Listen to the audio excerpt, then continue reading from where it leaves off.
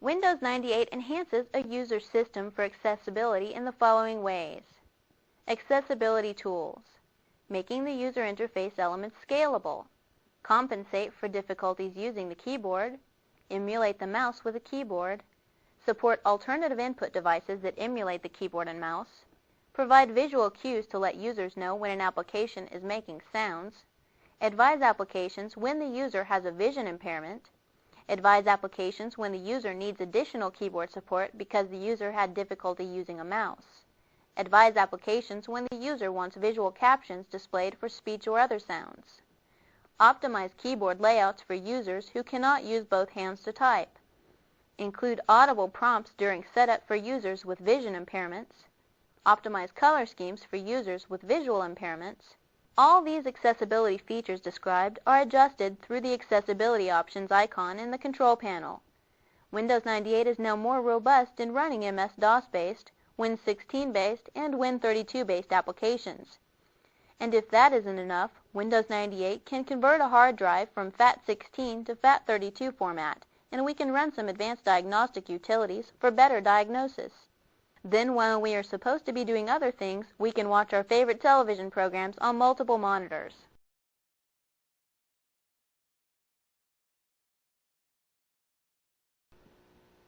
Windows 98 supports direct script execution from the user interface of the command line. A script is simply a series of commands that can be executed automatically. This support is provided via the Windows Scripting Host, or WSH. The WSH is a low-memory scripting host that is ideal for non-interactive scripting needs, thus allowing us to save time by automating many user interface actions, such as creating a shortcut and connecting to a server.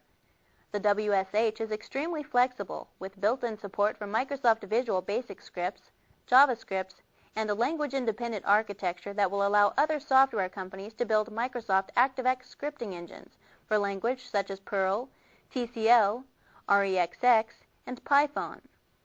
Let's view a sample Windows script.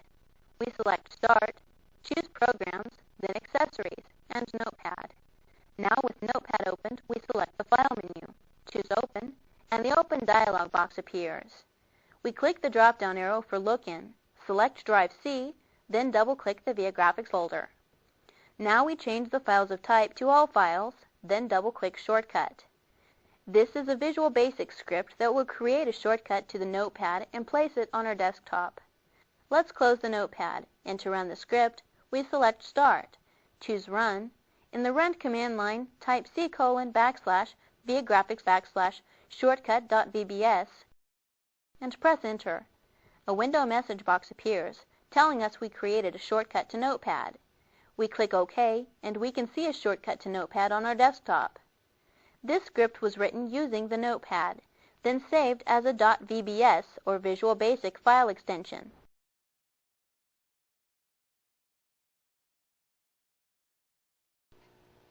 Windows 98 comes installed with an enhanced version of the Dr. Watson utility. So who is Dr. Watson and what exactly?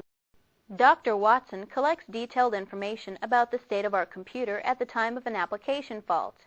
Then Dr. Watson intercepts the software faults, identifies the software that faulted, and offers a detailed description of the cause. When enabled, the tool automatically logs all this information to the disk in a folder, and then can display it on screen.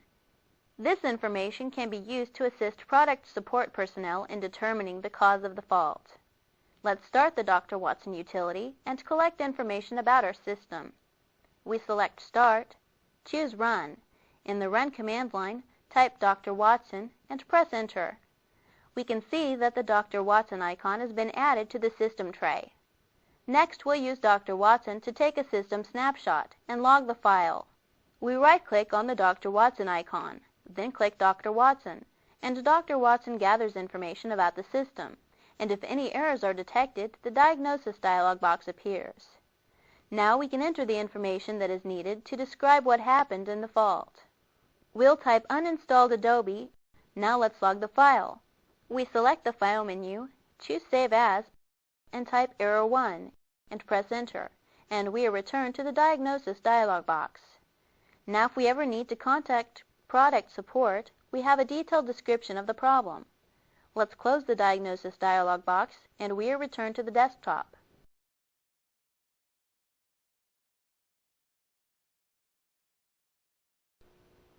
Aside from the ongoing support of the conventional display features found in Windows 95, Windows 98 now supports a new and important display feature called Multiple Display.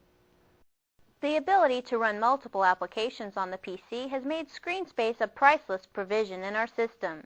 It would be nice to have a large 35-inch monitor to view the open applications, but we know that's a costly solution, so we simply connect two monitors using two video cards.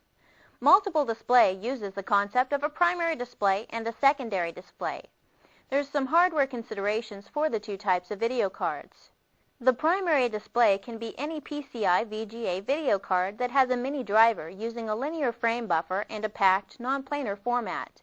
Then the video card for the secondary display must be one of the following: an S3 Verge series, S3 Trio 64V+, S3 Aurora, Cirrus 5436, 5446, or 7548, ET6000, ATI Mach 64, RAID 1 or 2, or an Imagine i128-2. After installing the new video card, restart the computer. Then use the Add New Hardware wizard to configure and set up the new video card along with its drivers. The Windows 98 CD will be required for installing the drivers. After rebooting Windows 98, we'll be able to see a background displayed on the second monitor. Then Windows will install the drivers for the monitor. We can treat the second monitor just as if it were the only monitor. Then we can adjust the virtual desktop.